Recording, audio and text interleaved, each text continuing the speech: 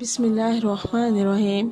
आज मैं आपको माह ज़िलहज में करने वाला ऐसा मुजरब वजीफ़ा बताऊंगी जिसको करने वाला इंशाअल्लाह कभी भी अल्लाह की ज़ात के अलावा किसी का मोहताज नहीं रहेगा और अल्लाह ताला उसको इतनी बरकत और इतनी दौलत अता फरमाएंगे कि वो कभी किसी के आगे हाथ नहीं फैलाएगा और उसकी दीनी और दुनियावी सारी ख्वाहिशात अल्लाह के हुक्म से पूरी होगी और उसके जितने भी मकासद हैं इंशाल्लाह वो हल हो जाएंगे।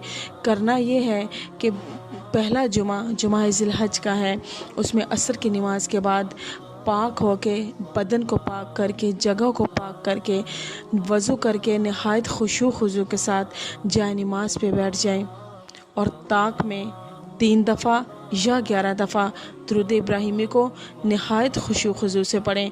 बीच में बात नहीं करनी, बीच में बोलना नहीं है। और उसके बाद 100 मरतबा या रज़्ज़ाक़ को पढ़ें और आखिर में फिर 3 मरतबा या 11 मरतबा दुरूद इब्राहिमी पढ़ें और अल्लाह रब्बुल इज़्ज़त से दुआ करें असर और मगरिब के दरमियान में।